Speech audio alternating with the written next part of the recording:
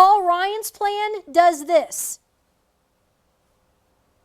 It reduces the slope of increase, but it's still an increase in government spending. When that fork-tongued liar, Paul Ryan, stands up and starts talking to you about all of these spending cuts, for the love of God, he's lying to you. That is not cutting spending. That is reducing the rate of the slope of the increase. My God. Additionally, do you know Paul Ryan's plan? He assumes a 5% annual GDP growth for 30 straight years with no recessions. I would like all of you people in the room, like right now, to inhale deeply for the next 3 minutes without stopping. Ready? Go. Oh, wait, that's not possible, is it? Yeah, that's not possible. We have to inhale and then we have to exhale in a respiration cycle. Economies are exactly the same. Expansion, inhale. Contraction, exhale. What is the average? Equilibrium. We all human beings, in terms of our diaphragm and our lung capacity, spend our lives on average at equilibrium. Half of it's inhale, half of it's exhale.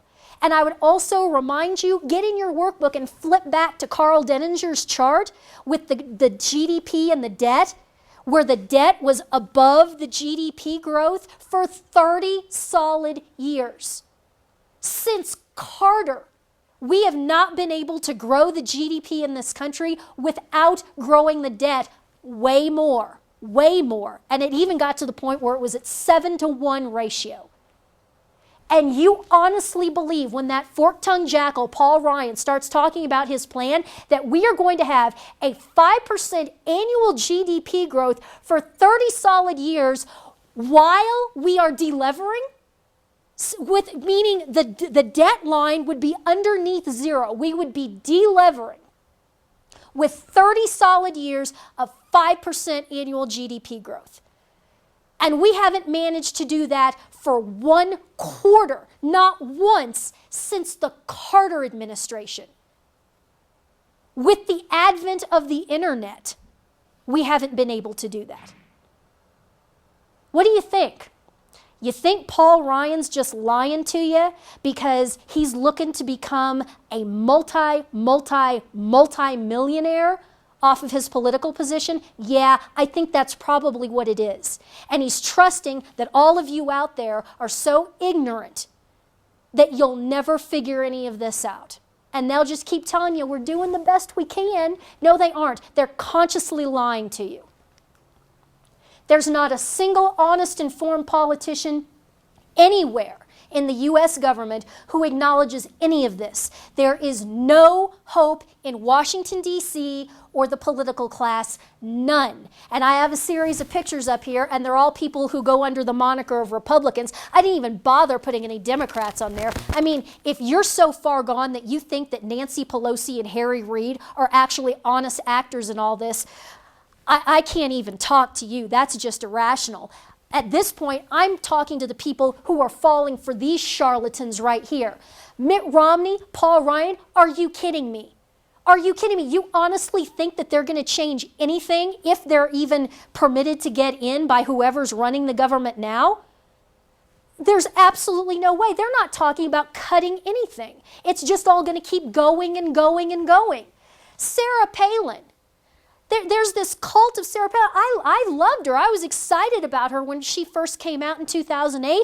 Hey, man, that's pretty cool. Here's a lady with 5 kids and a Down syndrome baby, and she's done some pretty awesome things, it looks like, up there in Alaska. Okay, sister, you've been given a massive bully platform, a massive bully pulpit. You tweet or go on Facebook or whatever it is that you do, and millions of people are hanging on your every word. And what have you done, lady? What have you done? Set your family members up with reality shows, and you just got done writing a book on weight loss? What the hell? What the hell? Do you think that she honestly has solutions to any of the stuff that I've just covered? She may not even know about it. I don't know. She may not. At this point, I wish that she probably doesn't, because ignorance is less of a sin than knowing about it and not saying anything about it. Ron Paul. Again, have you actually heard him talk about any of the things that I've just discussed? He's throwing these little token memes at people like, oh, let's get back on the gold standard, trying to get people to throw money at him, making millions and millions and millions of dollars off of being in the government. Oh, and by the way, he's also an anti-Semite who is an apologist for Islam. Sorry, you're disqualified, you batshit old man. Michelle Bachmann. Hey, let's talk about Michelle Bachmann. Hey, she's awesome. No, she's not. That woman just raised $20 million for a presidential campaign that it was completely illegal for her to be running in the first place. Michelle Bachmann, up until just not too long ago, just a few months ago, was a dual citizen of Switzerland. You cannot be the President of the United States. You cannot be the Commander-in-Chief if you have ever been a citizen of another country. She was running for president and raised $20 million as a citizen of Switzerland the whole time. There's no hope, ladies and gentlemen, in any of these people. They are psychopaths. Alan West, where the hell are you, soldier? Where the hell are you? I met you. I met you in Leavenworth, Kansas at the Leavenworth 10 rally. And I talked you up and said, all right, this is the kind of guy. We need Alan West. This is who we need. This guy's going to go to Washington, D.C., and he's going to knock some skulls. And you know what? You know what Alan West did? He went to Washington, D.C., and he voted to let Obama raise the debt ceiling. He voted, he voted for the $1 billion Pigford scam. He voted for the NDAA. He voted for the internet. What's the internet one? I can't remember the acronym for it. But basically giving all this surveillance power to the government to watch the internet. And he also voted to approve Obama's completely illegal, unconstitutional military incursion into Libya with zero congressional approval whatsoever, and now we find out what was all of that. It was establishing a gun-running scheme from the Obama regime to the Muslim Brotherhood and Al-Qaeda. Alan West voted for that. Where the hell are you, soldier?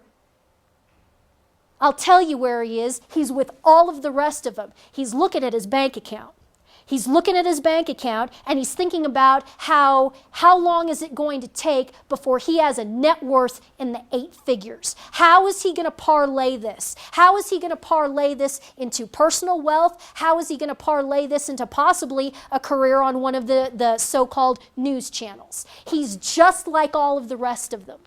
You people have got to snap out of this and wake up. There is no hope in Washington, D.C. It's over. Financial planning products assume an average 6 to 8% consistent annualized return. If you're invested in any of these products, not only will you not see that kind of return, if you do not move aggressively and proactively to remove your wealth from the financial system, you will likely have the vast majority of your wealth stolen, confiscated, or inflated away. You need to start moving right now. Because 1 second after the Black Swan event, it'll be too late. The government is going to attempt to inflate its debt away, confiscating your wealth in the process. This will accomplish nothing because all money is simply a proxy for man hours. That's why we started with this concept at the very, very beginning, almost 2.5 hours ago now. It doesn't matter how many zeros you put after a number. At the end of the day, all of these debts are man hours, human lives. You can't inflate debt away. It doesn't matter how many zeros you put after an hourly wage. The underlying debt must still be paid with the labor and productivity of men in an unchanging unit quantity. The objective for the foreseeable future is no longer to generate a return. The financial objective now is to hold your wealth together and minimize losses while the rest of the world burns around you, and survive to the other side so that you can help rebuild. This is harsh and it is extremely unpleasant, but it's the truth.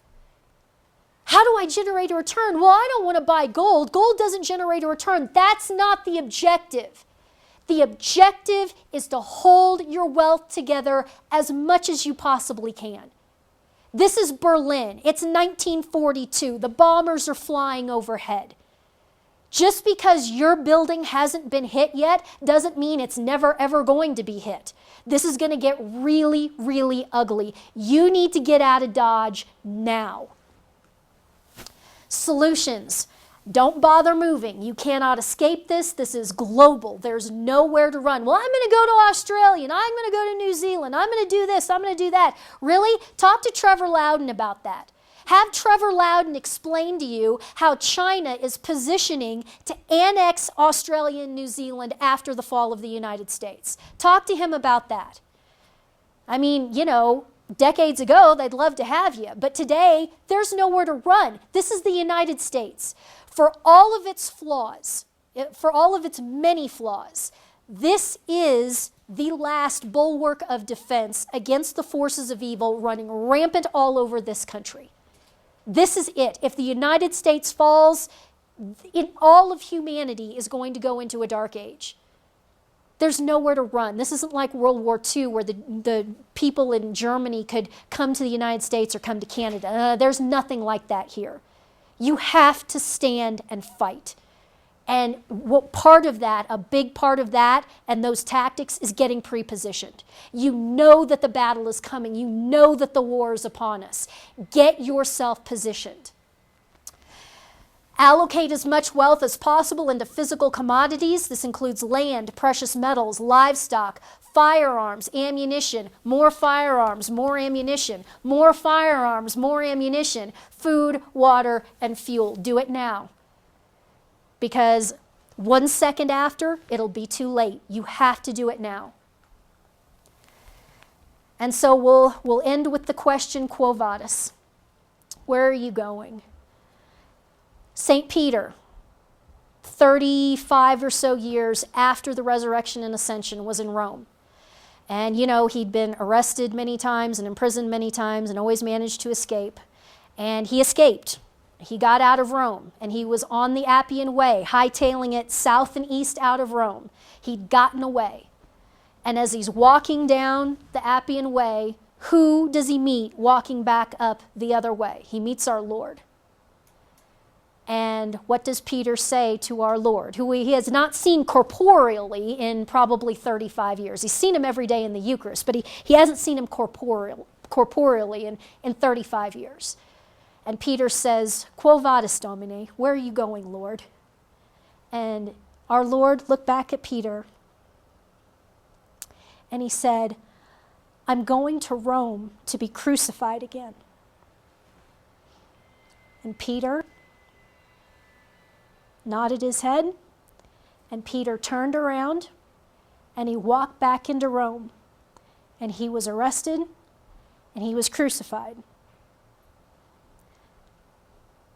It was his time. It was time. And he knew it was time because our Lord told him it was time. That's what I'm doing. Quo vadis, Anne? Where are you going? The answer is, I'm going to Rome to be crucified. It's time. Some people have to. Not all of you have to do that, but some of us are called. Some of us have to stand and fight against this. And how can it not work out well? Because who's going with us? Who was crucified first, and who is going to be crucified with us? It's our Lord. It's going to be fine. It's going to be fine. Like I said, the IRS has already started levying my bank accounts. They will levy all of my bank accounts. They will levy my personal property. I look forward to it. I look forward to it. Quo vadis? Where am I going? I'm going to Rome to be crucified. And you know, it worked out okay for Peter. I think they built a little old church over his grave, and it worked out okay. But somebody has to do this. Some of you are going to have to do this. Some of you are going to have to stand. You have to stand and you have to fight the forces of evil. And now is that time. This is as big of a war, this is as big of a battle as has ever been on this planet in human terms. You can't run away, you can't hide. Quo vadis, where are you going? I'm going to Rome to be crucified. God bless you. Thank you all.